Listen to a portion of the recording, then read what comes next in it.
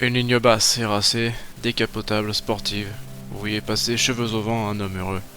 Pour preuve, il vient d'acheter une Lotus Elise S1. Les années 90 ont fait revivre les cabriolets avec notamment la MX-5 et la Z3. Et le cabriolet, c'est une histoire anglaise malgré le temps. Bienvenue dans Des voitures et des hommes. Aujourd'hui, présentation de la première Elise, la S1 sortie en 1996. Et si vous aimez bien les roadsters anglais, eh bien pourquoi ne pas s'abonner. Bref, trêve de publicité, voici la Lotus Elise S1. C'est la première voiture que Lotus ressort depuis 1989 et l'échec de la Elan. La marque anglaise est en difficulté financière et cherche à se relancer. General Motors pense même tuer la marque en la vendant à un prix dérisoire, ce qui sera d'ailleurs fait. Il faut dire que les années 90 ont été violentes pour Lotus. Entre les différents échecs commerciaux et l'équipe de F1 qui était en train de couler, il faut dire que la décennie ne fut pas des plus faciles. Et pour relancer la marque, il fallut trouver un produit simple à produire et capable du meilleur. Ainsi naquit la Elise. Et c'est quoi cette voiture? Dessinée par Julian Thompson, elle a une structure en aluminium, ce qui permet d'être très légère. Même le plancher était en aluminium. La carrosserie, elle, était en fibre de verre. Bon, le berceau à l'arrière est en acier, lui. Et cela lui permet de donner une rigidité exceptionnelle pour cette voiture, mais les supports moteurs et boîtes, eux, sont encore en aluminium. On note sur le capot d'énormes ouvertures qui permettent de refroidir le moteur. Cela crée également un superbe appui aérodynamique. Pas besoin de préciser que la voiture est minuscule. Elle a été bien dessinée et bien conçue. Elle en serait presque même mignonne avec son avant un peu joyeux. Forcément, elle n'est pas tout à fait l'idéal pour les fans de lignes acérées. Non, la S1, c'est plutôt un retour des années 60 sur des lignes plus onctueuses. La voiture est donc décapotable et décapotée, on découvre un intérieur cuir et aluminium brut. Le petit volant et le pédalier en alu sont un hommage au sport. L'habitabilité de la voiture est comptée, mais dans un tel gabarit, pouvait-on vraiment faire mieux? L'équipement est lui relatif. Pas la place, ici c'est le sport. Pas de moquette, pas de lève-vitres électronique, pas de climatisation, pas de roue de secours, pas la place. Et un petit coffre, tout ça c'est pour le sport. Parlons maintenant moteur. La S1, dans sa première déclinaison, était propulsée dans un unique moteur de chez Rover, le K-Series de 1,8 litre de cylindrée. Pas un moteur extrêmement racé.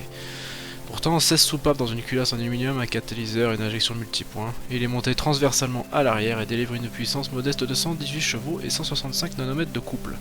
Pas de quoi affoler les fans de puissance et de cheval moteur.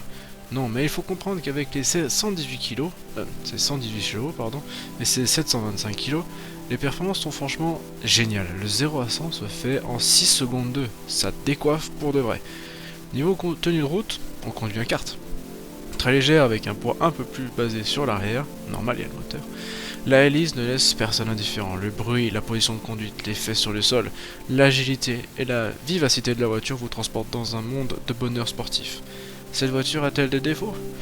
Ben, en soi, je n'ai fait que faire l'éloge de cette voiture, mais oui, elle a quand même quelques défauts. Tout d'abord, elle est fiable comme une Rover des années 90. Pas de chance. Le confort, lui, est inexistant, surtout pour les personnes qui sont un peu grandes, et la voiture est inconduisible sur le long trajet.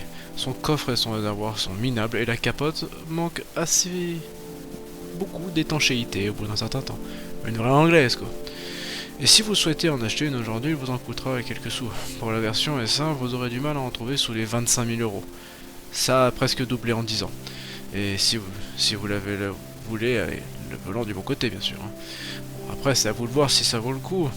Je ne suis pas tout à fait certain, vu l'inflation des prix des voitures d'occasion, mais pourtant, à mon avis, ça pourrait être un bon petit jouet pour le week-end. Enfin, les week-ends pas plus vieux du coup, hein, mais ça pourrait être un bon petit jouet avec une voiture très vive, surtout sur les petites routes de montagne, ça pourrait être exceptionnel. Personnellement, moi je trouve que cette Elise est une voiture franchement géniale, et un vrai morceau de fun comme nous n'avons plus forcément aujourd'hui. Les normes de pollution, de sécurité sont un peu trop ardues pour cette pauvre Elise. En témoigne d'ailleurs l'arrêt de sa production pour des voitures électriques. Encore une belle hérésie. Hein. C'était pas forcément mieux avant, comme on a l'habitude de souvent le lire, que les voitures étaient mieux ceci, mieux cela, mais je peux comprendre que ce ne soit pas forcément le cas pour tout, mais pour beaucoup de choses, notamment les petites voitures sportives telles que celle-là, eh ben c'était mieux avant. Et vous, qu'est-ce que vous pensez de cette voiture? Pensez-vous comme moi qu'elle est géniale? Eh ben, si c'est le cas, vous pouvez me le dire en commentaire, que l'on discute. Et si vous pensez que c'est une daube, eh ben, vous me le dites aussi, comme ça on en discutera et puis ça sera marrant. En attendant la prochaine vidéo, je vous souhaite de passer un bon week-end et peut-être une bonne semaine aussi. Allez, À la prochaine.